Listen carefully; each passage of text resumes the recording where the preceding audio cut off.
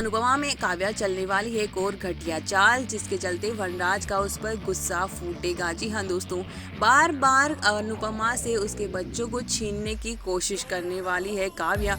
और इसमें अगला नंबर आने वाला है पाकी का।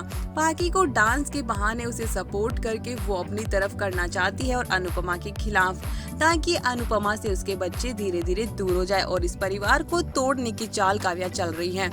तो यहाँ पर दिखाया जाएगा कि पाकी बेचारी बार बार अनुपमा का इंतजार कर रही होती है और उसकी डांस प्रैक्टिस करनी है, लेकिन अनुपमा डांस एकेडमी में कॉल नहीं कर पा रही है। और बार बार इधर काव्या भी ऐसा सेट कर देती है कि उसको इतना बिजी कर देती है पाकी को डांस प्रैक्टिस करवाने में, ताकि वो भी अनुपमा का फिर से कॉल रिसीव ना करे। तो इस बात से अब पाकी को अपनी साइड कर लेती है और पाकी को कहती है कि कोई बात नहीं, मम्मी वहाँ पर बिजी थी, लेकिन वो आते मुझे जरूर प्रैक्टिस करवाएगी। लेकिन काव्या कहती कब करवाएगी, वो तो आते किचन में घुस जाएगी और तब तक तुम्हारे सोने का टाइम हो जाएगा, तो तुम्हारे लिए तो उसके पास बिल्कुल भी वक्त नहीं है। और वो उसको बहुत बुरी तरह से भड़काती है और पाकी भड़क भी जाती है।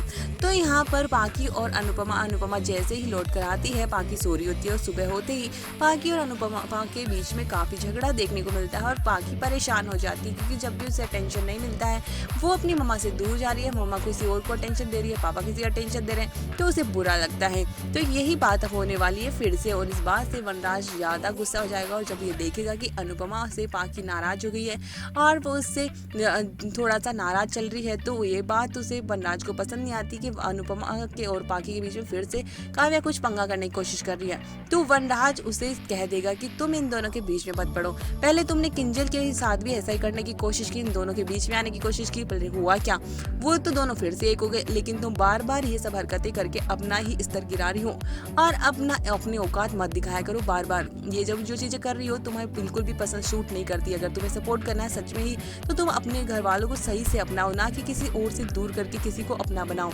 तो यहाँ पर एक वार्निंग दे देगा वनराज कि अगर ऐसा कुछ भी अनुपमा के साथ तुमने करने की कोशिश की, तो तुम्हें तुम्हारी बुरी इंसल्ट होने वाली। कि अनुपमा से पाकी को तो तुम्हारे दूर करना बस की बात नहीं है, पहले भी तुमने करने की कोशिश की थी पाकी को अपनी साइड, फिर हुआ क्या, तुम 2 दिन तो चीजों को संभाल नहीं पाती और फिर भी उसको अपनी तरफ खींच रही हो।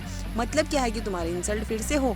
और पाकी को वनराज का काव्या को बुरी तरह से डरा भी देता है। तो अब यहाँ पर काव्या को बहुत ही बुरी तरह से डांट पड़ने वाली है वनराज से, और अनुपमा फिर से पाकी को अपनी तरफ कर ही लेगी, क्योंकि वो प्यार इतना करती है और उसको सपोर्ट भी उसी का चाहिए होगा डांस में।